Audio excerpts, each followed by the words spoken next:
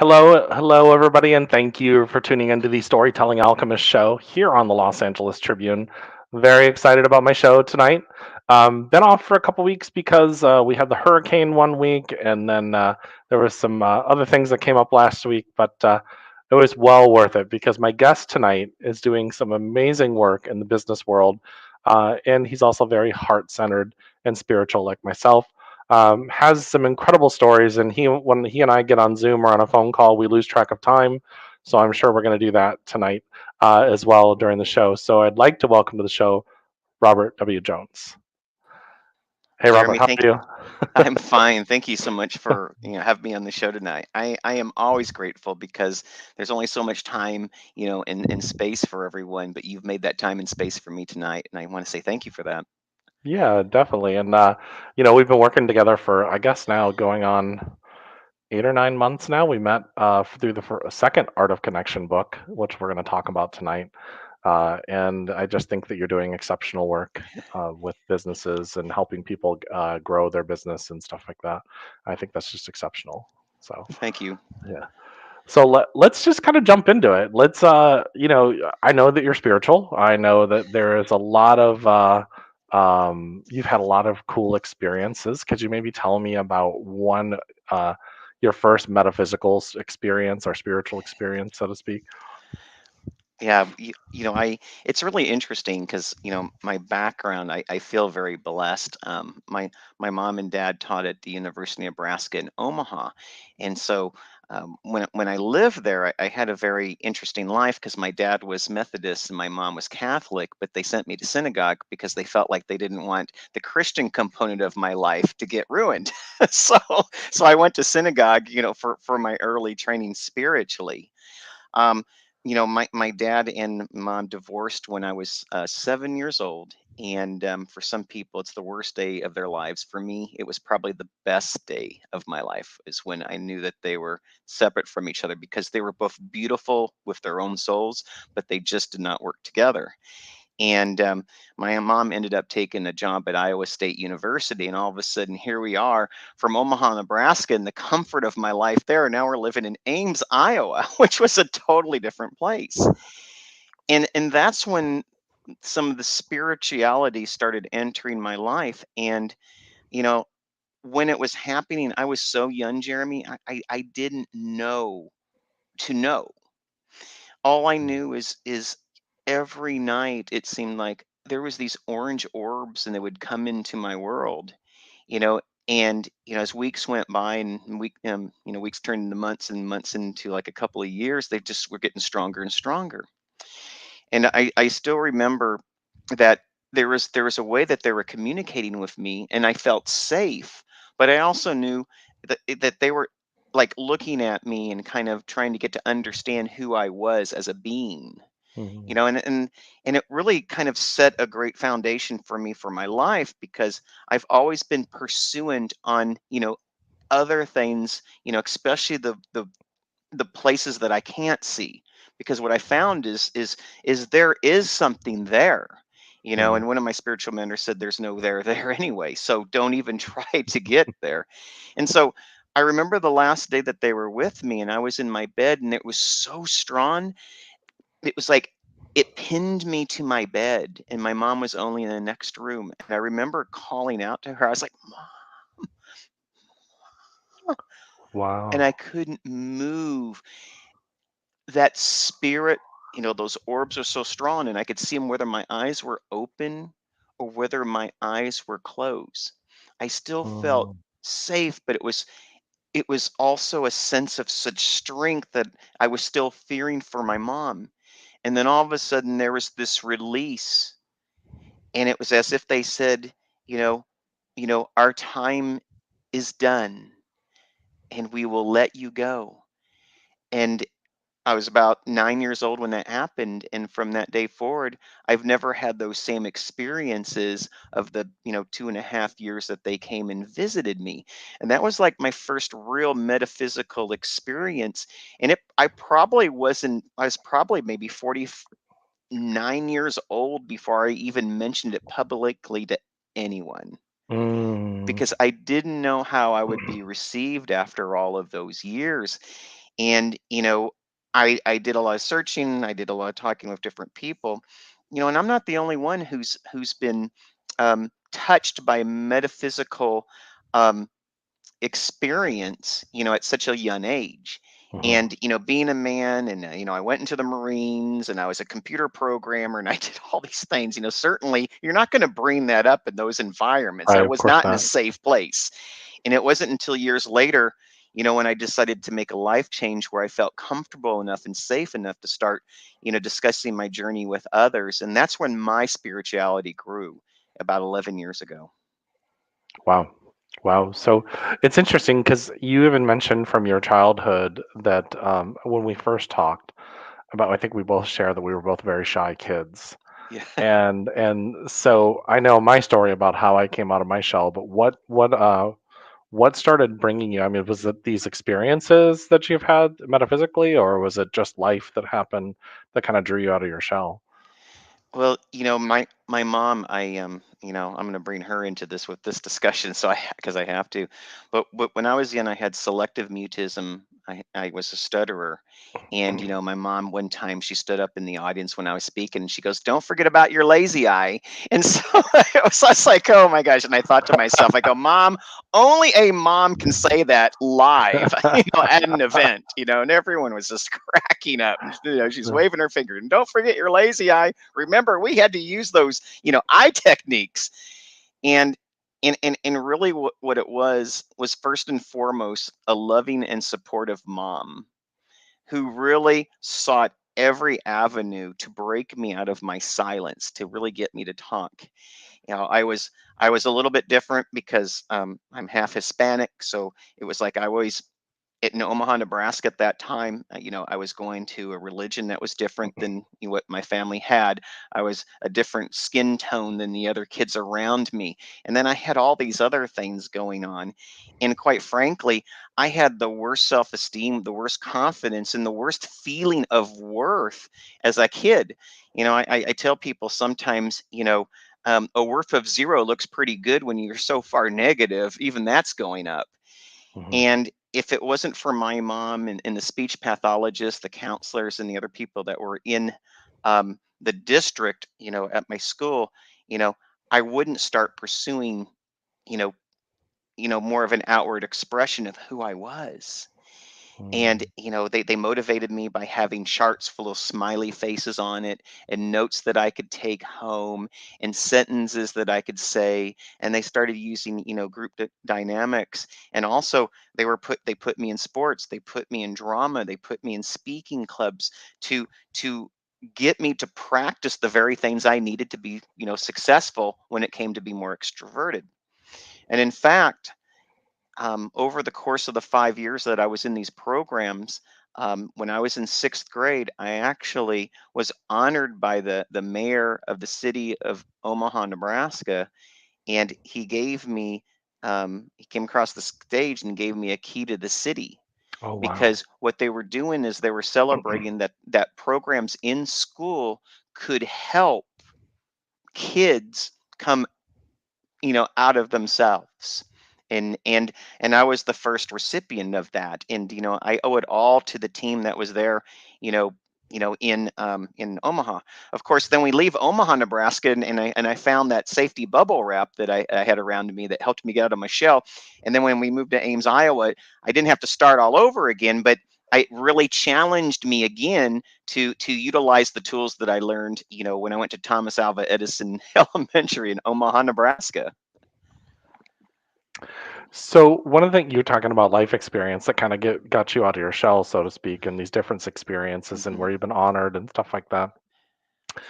Do you think that one of the things I've always felt is we almost had to go through that in our childhood, that shyness or those things we had to go through, those stumbling blocks, and that helps us when we're helping other people now. And so, because I can relate back when I see a 22-year-old kid or 25-year-old kid that works for me, Hmm. and they're super shy and insecure with themselves, I can have compassion for them and say, "Hey, you did good." And just have to, work on your execution. These are your opportunities to grow, and you help build them up as opposed to the old totalitarian way of being a manager or a boss, or when we're coaching somebody. Do you think that's to me, I always think we teach through our pain or what we've experienced. I think we draw on our pain, quite frankly. We draw on our pain, and, you know, I think the deepest pain creates the deepest experiences, and it's those experiences that we're able to draw back on with 100% clarity. And I would say if I had been successful in certain ways as a child, I would have no memories of it because it was easy. But because it was so hard, and because I can relate to it so deeply and so well and so passionately and emotionally, I can feel what other people are going through.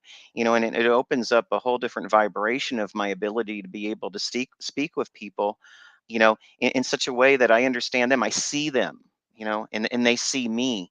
And it's through that alignment, even without words, that we're able to connect in such a way that begets a certain amount of confidence. Because I believe, when you get to that same vibration, you get to that same level, words are just a transport of certain thoughts, but they aren't the transport of the, certain amount of confidence that is created when that vibrational effect happens. And that's what I see in it.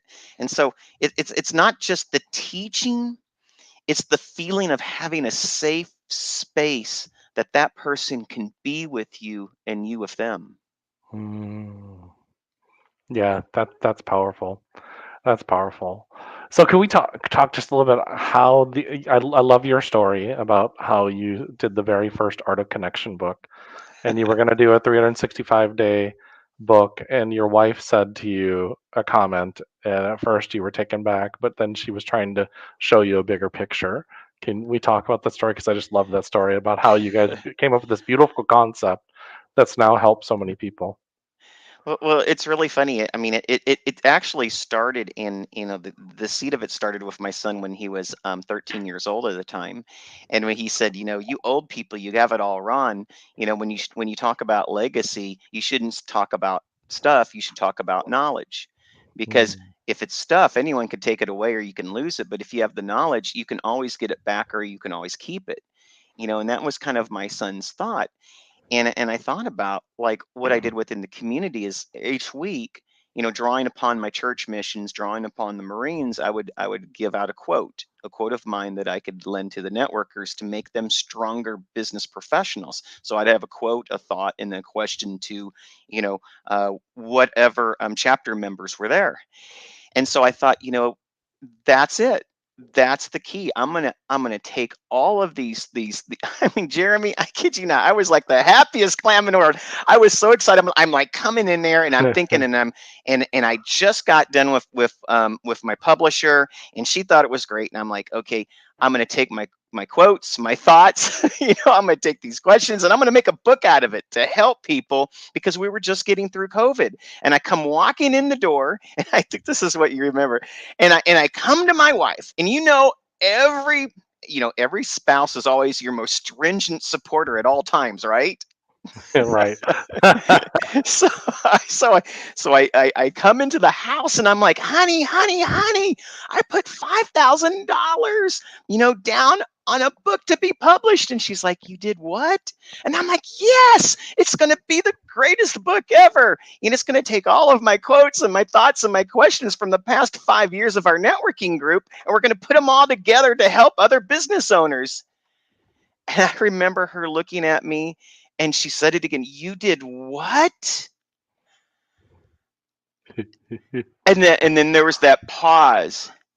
And then she said, well, who's going to buy a book like that? And I remember, Jeremy, I was just standing there, and it was like my heart went to my throat, and then all of a sudden it ended up at my feet. And I felt paralyzed.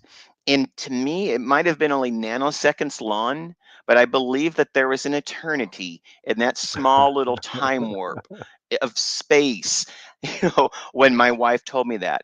And then she stopped and she goes, "Oh, no, no, no, no, no, no. Honey, I don't mean it like that." She's like, if it's a book about business owners, entrepreneurs, and influencers, she's like, why don't you share their stories as well and bring them into your book? And I thought, you know what, honey, you're right. Let's do that. And so I went back to the publisher and I said, what do you think about sharing the book with other entrepreneurs, business owners, and influencers so we could share support, inspiration, and trust to others around the world? And the book publisher even raved more about that. And that's where the book started the first time around. It was when I had my heart in my stomach and my wife is going, who's going to buy a book like that? But it ended up becoming a 13-time international bestseller in many categories in Amazon, and I'm very proud of that fact. Yeah, that's very cool. And then I'm just for everybody watching, I'm in the second one, this one, and I'm now going to be in the third one coming out. And I just put in the comments for anybody that's interested a link if you would like to be an author and do a page within the third book. I'm sure that this will be a Amazon bestseller as well, and I think it'll be absolutely incredible. It's also in the description of the show if you guys are interested. So Yeah, I thank you just for love that. that story. I love that story, anyways, and it's just one of those things where if we can do the smallest little thing to inspire Hmm. somebody and help them, especially since when we go out in this world, it's not easy. I mean, there's all kinds of Hmm. things going on, and as spiritual as we are, I have rough days just like everybody else does, and I'm sure you do. Where I'm like, I don't want to get out of bed. I just want to watch Netflix. And then, of course, a Yeah. book like this might push me out of bed, and keep me inspired throughout the day. And which is what is the iNETrepreneur, the network? What is the importance of it, and why does it matter? And what's the impact you're wanting to have on it to have on the world? Well, the network is actually an entrepreneurial growth space. I have a saying that says every entrepreneur should have a safe place where they can go so they can grow. And Hmm. you did say that, you look out there in the world is hard and you don't know who to trust and you don't know how to value and you don't have maybe the ability to self-assess, you know, the people that you may be working with in time. And so one of my goal was is it I had done some networking, in the course of my career, and I tried to be a part of a group when I moved from San Diego to Arizona, and unfortunately the group wouldn't let me in because they already had that space taken, by a company that did what I did. Hmm. And I told myself, I said, that doesn't seem like very realistic in life. I mean, a group should be totally open and inclusive of anyone who wants to come into it. I always say everyone should be able to eat and compete. Let's just do it nicely together. Right. You know, and so, the value of the iNETrepreneur network is we create a space where, entrepreneurs and business owners can learn, earn, and learn how to earn. And we do that by creating supportive places, and I call it getting getting on stages, getting in pages, and doing engages to where they can start mastering the power of their voice, finding their mission, and creating their message. And from there, they use this network to find an assortment of different methods to amplify their voice to the world. And that's why we have a lot of different component parts like our radio show and our book series and our magazines and our events and stages and our in chapter business training, because part of it is it's not just having the knowledge of, it's also having the practice of. And I'm a very firm believer that the activity of your knowledge is far more important than just the learning of the knowledge. And that's Mhm. what makes this space so great, is because we make it a playground for people and we Yeah. also make it fun. And I think that that's the main thing that people love about this network is, it's like a box of chocolate, like Forrest Gump. You never know what you're going to get from time to time. It's funny because I've been on some of the meetings and it's been always a lot of fun. And I Hmm. really think that the other thing about it was interesting. You mentioned that they didn't allow you to come into that one because they already had the business like yours. And I feel Right. like even competition can collaborate with each other. And then they could even grow something in because I mean I have plenty of light workers that I'm working on other projects with right now, and we're helping enhance each other's business because it's always slightly different. Even real estate agents, they might be slightly different. They might be commercial real estate agents, they Hmm. might be sellers agents, they might be buyers agents. Yep. They might specialize. I specialized in more subprime lending or lending when I was a mortgage broker, that kind of stuff. And so it's one of those things where you can collaborate with each other. So, And I tell people this, believe it or not, there are more listings out there than you can list. mhm, And so, that's what's great about having a full network is, you know, collectively as a unit, even realtors can share all these listings and pass these listings to and from each other. And guess what? Everyone profits. yeah. Yeah, You you know, may and not want to. You might want to drive on the other side of the county, and you give that to your friend on the other side of the county. So y- it's one you of know, those things. and the other thing that I found too is when we practice together, not just learn together, Jeremy, when we practice together, there's another thing that starts happening is, you just don't start or stop at collaboration. You actually get to the point where I see people in co-creation. Hmm. They're working on events together. They're working on collateral materials together. They want to participate in each other's workshops. They want to be at each other's events. They want to be, at that open house, or they want to support them, on a radio show. All of a sudden, you know, it's the support and the co-creation where the missions actually become stronger, because all of a sudden you're not flying solo anymore. You're traveling with a team. And it really reminds me of a quote that I had.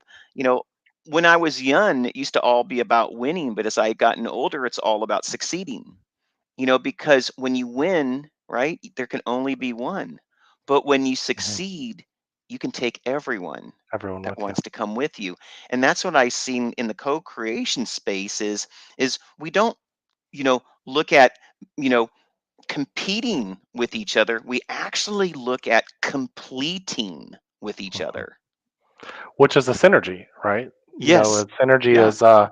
is a group is when you take a group of people together and they come up with Hmm. a greater idea than what they could have come up with on their own, and that it morphs into something bigger. Kind of like you and your wife in that moment. You take basically you kind of morphed one idea into Hmm. something greater, and then now it's become even more. Now it's a series. Yeah. It's going to be, it's the next chicken soup for the soul, where it's going to be helping people Yeah. for many many years to come. Yeah. And it's funny you say that, because it was Mark Victor Hansen that really, his inspiration challenged me to actually move on, with another book in the series. He actually wrote an endorsement for my wife's book, and he actually created a magazine article for our iNETrepreneur network magazine. Mhm. And, you know, without his inspiration, that second book would have never existed.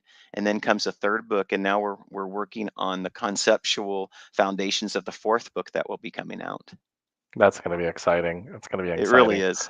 So I mean, guys who are watching, this is not a big deal. I think I can't remember. I think the for one page it's $127 to be a part of it. I've been quoted to be in books. I was quoted in July to be in another book, and it was $6,000 for me to be in that book.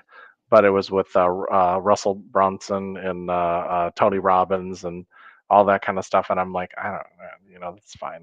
I'll just be. The Art of Connection is a great place for me to be, and it's one of those things where if you Mhm. can just inspire people and help them, and then it'd be kind of cool. You can say you're an international bestseller on Amazon, and I think the second one was in 3 different countries, in 20 different categories. So, Yeah, yeah, absolutely. so Canada, United States, England, New Zealand, Australia.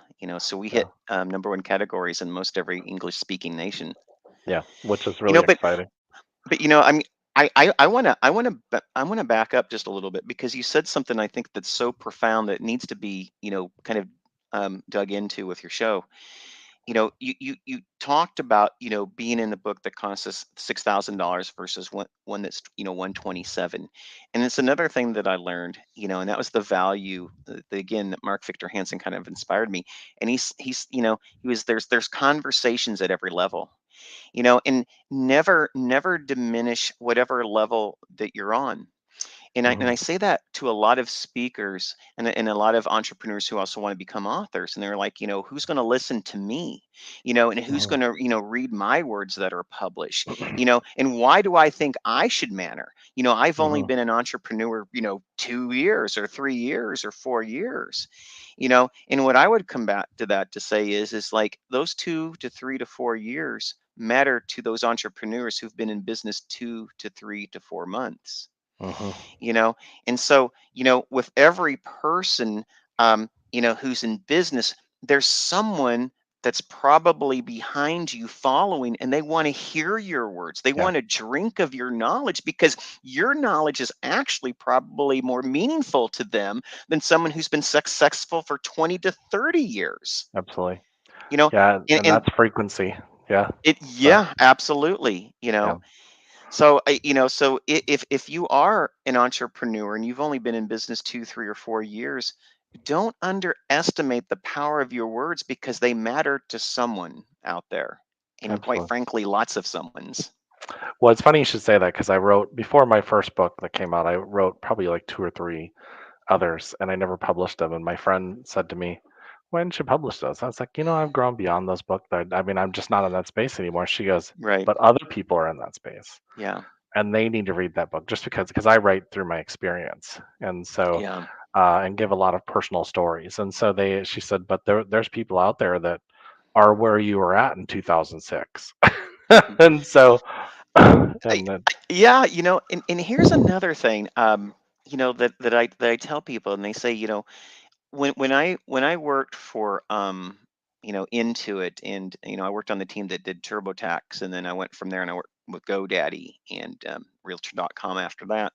One of the things about Google that they prided themselves on as they were coming in the marketplace is they had more PhDs per capita than any other company in the world. mhm, And when you're in the PhD environment, that's very much a publish or perish environment.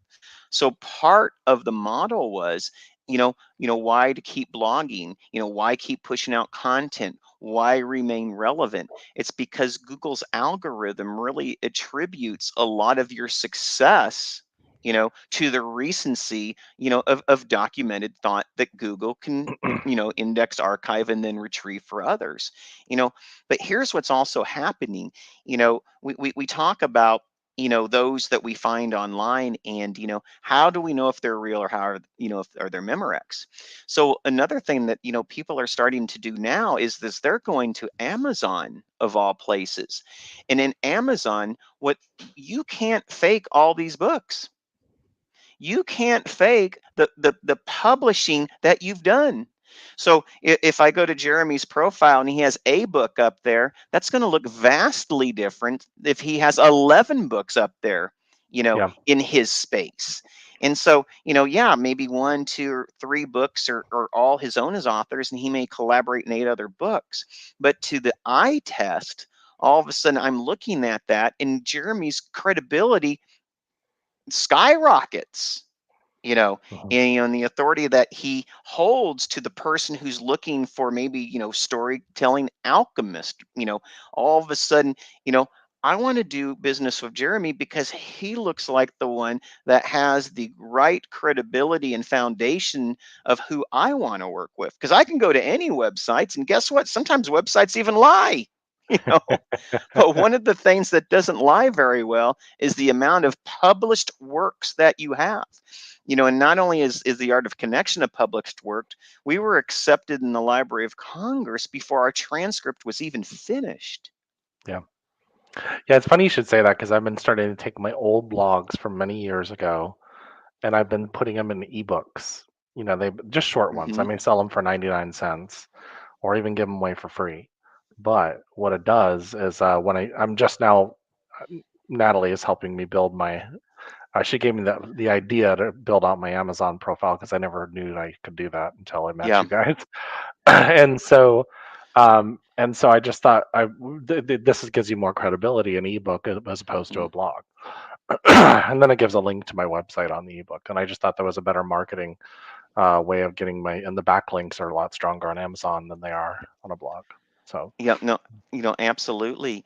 And and here's another thing when we think about our Kindles, I one of the things, that's very relevant when it comes to being, found, whether it be mobile or desktop is, the search engine optimization. Now, when you have a book and there's some over 300 different authors all interconnected, what you have here is you have a conspiracy of success. mhm, And it's because each author, as people are looking through the book and they're going through Kindle and they're clicking on the different ones, all those links are also interconnected to every other author in that book. mhm, So not only does the person who's getting clicked on directly get credibility out of that, the overall I would say design of the book creates credibility and impression to all the other people that are in that book as well, which also creates a higher ranking of findability in all forms when it comes to people searching for you. And I wanted to kind of point that out again is because there is collectively more in team than there is an I. And Google also tracks that within their algorithm. They look to see where people be. And I used to always like to say that they look to see where people be. And just so you guys know that Robert's website is in the description for the show, plus the Art of Connection link is there as well. Thank you. What I would like to ask Robert is, what is one last word of wisdom that you'd like to give everybody before we end the show tonight? You know, we all hear about putting yourself out there. It's a word that I hear so often that in ways it doesn't even have a lot of meaning. My question is like, it's not just putting yourself out there, it's where and how you put yourself out there.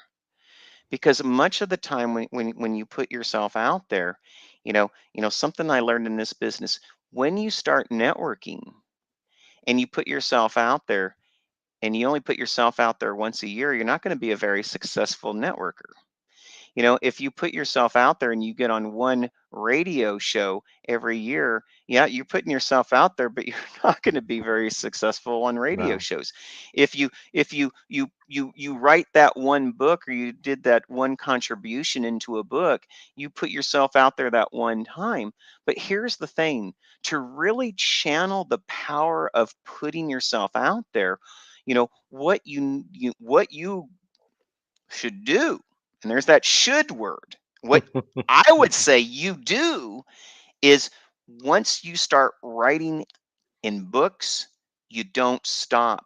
You look at like, I need to be out in a book every 3 months. Once you start getting into a podcast and radio shows, you don't stop. You see if you can do a podcast or radio show at least every month. Once you start networking, you don't show up once every 6 months. You show up every week, every time. Because one of the things I like to do is I like to create designs, in equations. And the first thing is no business or person has ever been discovered without someone or something being aware of it first. Right. You know, and it's your job if you have a message, a passionate, beautiful gift and message to the world, you have a fiduciary duty. You have an obligation to get that message out there, and pave those roads of success that lead back to you because only you can give your gifts the way you know how to give them. That's very cool. Powerful. Powerful. Thank you so much. And by the way, everybody, shows here every week at 10 p.m. Eastern. Next week, my good friend Albert Corey will be on the show, and he'll be talking about, well, Albert will be talking a lot. He has got a lot of wisdom, so we'll be chatting about quite a bit next week. So much love, everybody, and thank you for, as always, watching the Storytelling Alchemist show here on the Los Angeles Tribune.